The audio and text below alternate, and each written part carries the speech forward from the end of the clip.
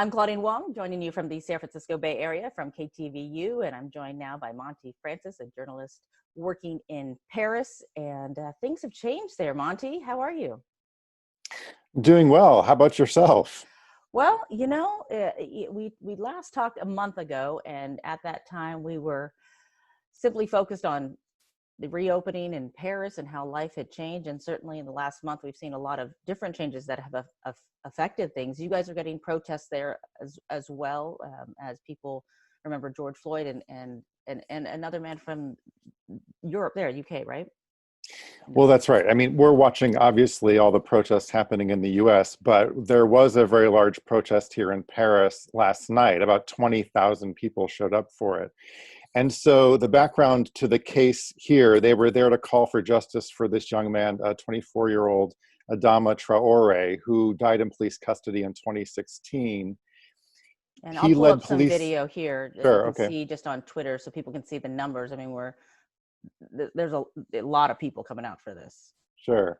Well, so he led police on a chase and was holed up in a home, and then lost consciousness in the police vehicle and then died at a nearby police station. So his family is drawing parallels between this case and George Floyd, because they say 3 officers pinned him to the ground and that he was also saying, "I can't breathe, I can't breathe."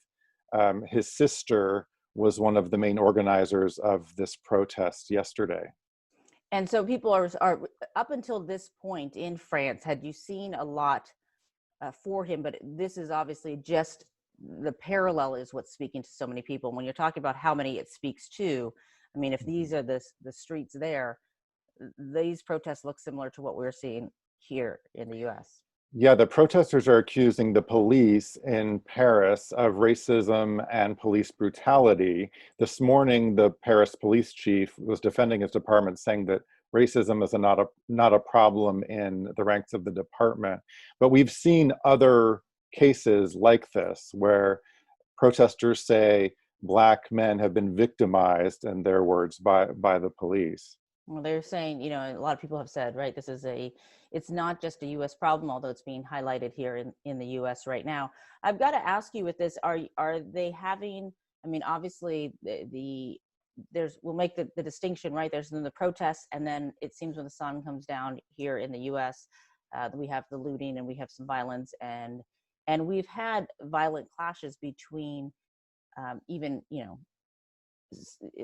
people and the police as they try to control these crowds as well. Are you seeing similar things there? Well, so this protest last night was mostly peaceful. We have to stress that. But at the end, it did turn violent when some protesters started to light fires, and then police dispersed the crowds with tear gas. So you also have to remember that this is against the law because they've banned large gatherings due to COVID-19. So that was the rationale that police were using in sort of dispersing the crowd, Yeah, because this was an unauthorized protest. if we look closer at this video that is from someone's Twitter post, I see a decent number of masks, but certainly not everyone's wearing them, I should say. Yeah, and and I took some video too, which I think we're going to look at. But in just my own observations, walking around Paris, most people really aren't wearing masks. I mean, if you go on the metro, yes, it's required, so everyone is. But if I had to guess, and this is just anecdotal to my own experience, but maybe a third of people are wearing masks. And again, it's hard to maintain social distance in a city of this size. It's like being in New York. So when you're walking down the street, especially when the sidewalks are so skinny, you're going to brush past somebody. It's kind of unavoidable. Yeah, and I think that was I think that's what the concern has been in terms of, certainly the larger metropolitan areas opening up. I mean, and that's why we maybe have seen a difference in, well, for a variety of reasons on how different areas have handled it. We last talked, and we were just talking about this, a month ago. It was a week before things were opening up there. And so things opened up there May 11th. And this is the video you had sent at that time to kind of show us what things look like. And at that time, this is still very familiar to what I'm seeing here in the Bay Area and lots of places. So you had empty streets Yeah. predominantly. You could walk your dog, you could do a few things. But, when we talked, this was normally, right, the busiest streets of France that we usually see, in Paris specifically, that were empty. Right. And you had to have a form or an attestation to go outside. You could only be out for more than an hour, or less than an hour rather. And then And we they'd been had the giving a live, lot of citations, right? and they'd been giving a lot of citations, which I think encouraged people not to go out. But since they have lifted the lockdown, so now people can go outdoors. And the big thing that happened here yesterday was all the restaurants and cafes were able to reopen. So that was, I think, a big deal, especially for people in Paris, because that's such a part of the culture here.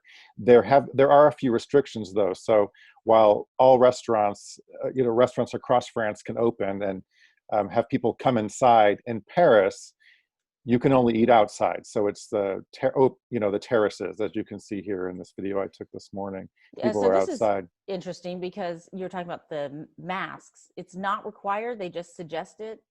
Yeah, it's I just mean, suggested outside. This right here is a line that I outside of a Zara clothing store, and this was the first Sunday after they had lifted the lockdown, and I couldn't believe how many that people were people? lined up around the block to go into this Zara. I guess they just were excited to buy clothes. Yeah, people want. Oh, and look at this. I mean, it's kind of amazing because it go from 0 to 60 overnight, or is this because it's been a month and people are now just getting more comfortable? Because I was having a conversation with someone. I'm like, my first plane ride, I'm sure I'll be nervous. My second one, I'm sure it would be less so. I mean, are you feeling that this has just kind of been a gradual thing, or that when you kind of open the floodgates, everyone I think it rush was more through? like opening the floodgates. I kind of feel like we've all kind of gone back to how it was before.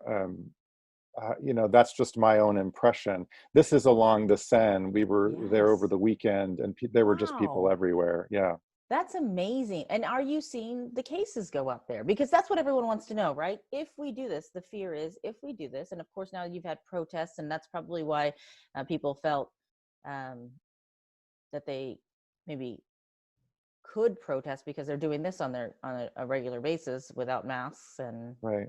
Well, so the cases have been going down, and the deaths have been going down day by day, and I think that's why the government felt comfortable lifting the restrictions when they did. So, did and that they've surprise also, people? Given the floodgates that open and being able to go back and do the things that we miss so I much. think people were just so relieved to get outside that that was the main feeling. I mean, the government has tried to do more tracing. Like they've unveiled this app that they are encouraging everyone to download that uses Bluetooth to trace people who have the virus and the people that they come in contact with.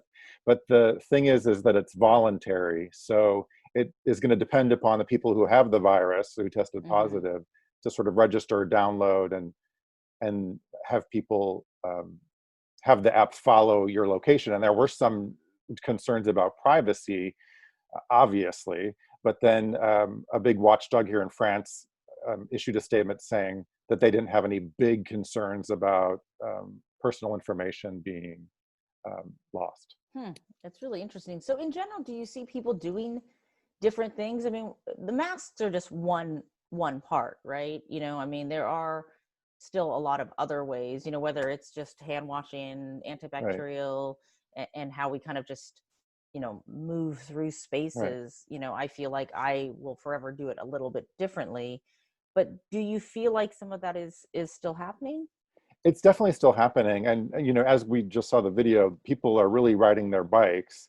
They've closed off some of the main thoroughfares to cars so that the bikes can get by. This is some video I took on the metro the other day. So you Did can that see feel people, crowded? I mean, it's not as crowded as obviously we've seen some trains, but no, and you can see they've marked some of the seats where you're not allowed to sit. So yeah, they're trying to space people out. I can go back But to that. Yeah. So that, I mean, do people adhere to that?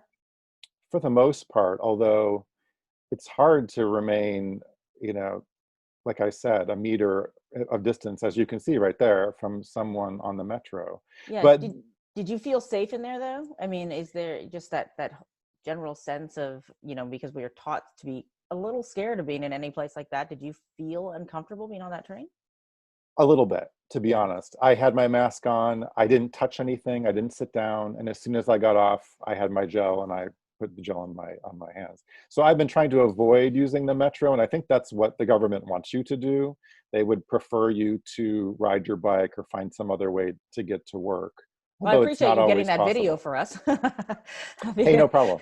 because it does, I mean, we look at all the things trying to come back, and I know Bart here in the Bay Area is trying to figure out how they do that and also make people feel comfortable, but also make people feel, um, the question is, will other people also adhere to the things that will make them feel comfortable, right? If Right, we are, you know, are we meeting the needs of the most worried person, or are we addressing the needs of the person who's not as worried?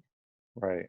Well, I think that's also the reason the government here, the French government, is doing this in phases. So the next phase, phase three, happens, and that's June 15th. So they will reopen French borders to other EU countries, but not yet to countries beyond the EU.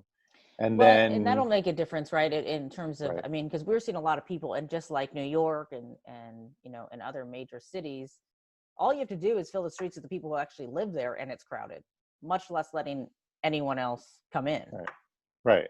Well, and Paris is the most visited city in the world. So the idea that they're going to reopen borders, that means tourists are going to start coming. And we don't know yet when, people from the US will be allowed to come to Paris. But and not every European country is totally reopening their borders on June 15th. For example, Spanish beaches aren't reopening until July 1st. So it differs a little bit from country to country, but in general, that's sort of the timeline. Well, and I think it'll be impactful because if you are planning a trip to Europe from the US, that's generally for a lot of people a big trip. You plan for it, save for it, it tends to be much more of a event as opposed to, in Europe, if you can hop on a train and come over from a neighboring country, it's not, because the train system is so good. That's my perception, that it's just not as much of a thing to do in short notice of saying, let's go to Paris, it's open now, or let's go to the beaches in Spain. We can Yeah. hop on a plane or we can hop on a train and get over there. But I think that this confinement has really hurt businesses. I mean, you're looking at video right there. People were outside McDonald's. I don't think McDonald's is going to have any problem, but Yeah. there are a lot of small businesses that really struggled through this. In fact, on our block, there's a boutique that ended up closing Yeah. over the lockdown. So I think restaurants in particular are very eager to get customers back in.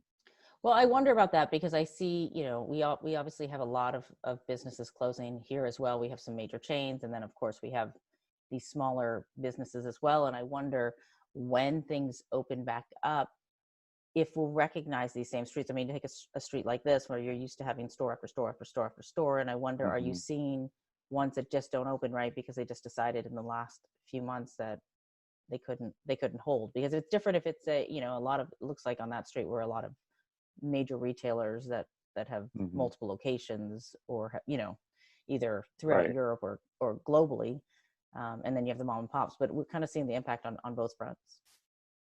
For sure. I think it's the smaller businesses that have really been affected here.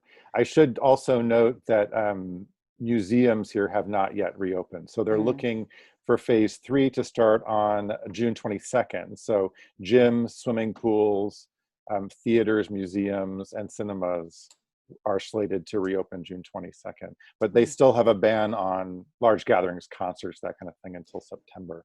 Do you find people though are getting together in, I mean, obviously Mhm. along the Seine, they were, looks like they were For hanging sure. out, I mean, that people For are sure. socially getting out in the same, in the old ways that they used to? Yeah, for sure. And I think, they're not advising gatherings of more than 10 people. So people are having dinner parties, they're having people over their homes, they're meeting at the Seine and drinking some rosé, doing the whole apéro thing that Hmm. we do here in France. So it does feel like things are sort of getting back to normal. Does it feel optimistic, in terms of, people, there is still that sense of, will there be a second wave, and will we end up, losing this freedom if we don't kind of adhere to XYZ, or does it feel a little different? That's what concerns me a little bit about this sense that people are just going back to normal so quickly. I mean, there's always that concern, right, that we could have a second wave. And so people, I think, really need to pay attention to what they're doing and how it affects other people. I've run into people who aren't at all social distancing and aren't wearing masks, and it almost feels like you're being insulted in some Yeah. sense, as people come near you, or they're coughing, or I don't know. I hate to sort of make any kind of generalizations, but of course that's something in the back of our minds that a second wave could happen. Yeah, and I should ask too, because we've seen Paris, and that's where you are. How much continuity is there throughout France? Because in the U.S., that's also the issue. I mean, county by county, it all changes. Much less state by state. And city by city, it's Right. it's different. So it's hard to kind of know. I think messaging wise, certainly counties are different. In the Bay Area, because obviously you worked here and lived here, but if you take a Sonoma County, it is different from San Francisco, and so they're trying to treat it as such. But um, we're all drivable from each other, so it does feel a Yeah. little strange when everyone's kind of operating on different planes. Well, the French government has done this color-coded system where they're calling certain regions red, and then certain regions yellow, and then certain regions green. And so they've sort of opened things in a different way, and depending upon the color of your region. So for example, here in Paris, we've been red, so we've been slower to reopen. It's one of the reasons why you can't go into a restaurant here. You have to stay outside. So yeah, they have looked at it in that way and sort of looked at how the phases have played out because of that reason. Yeah. Well, I guess if Paris is open, then it bodes well for everyone else, because if that's the red zone and you're now green, then we'll take it and we'll watch and we'll hope that all continues to go well. It does make me a little nervous, but that's because I would still be stuck in what you guys would call a red zone right now. So Yeah. I'm not Well, going we're anywhere. thinking about you. And I'm rooting you guys on that healthy in a healthy way, everyone can move forward, because certainly that would be good news for everybody, as we are all, as they say, in this together. That's right. All right. Well, Monty, always great to talk to you. We'll have to check in with you at the end of June and see how things are going there as well. Okay, please do. Stay safe. Thanks so much. And for more interviews, you can, of course, go to coronavirusnow.com.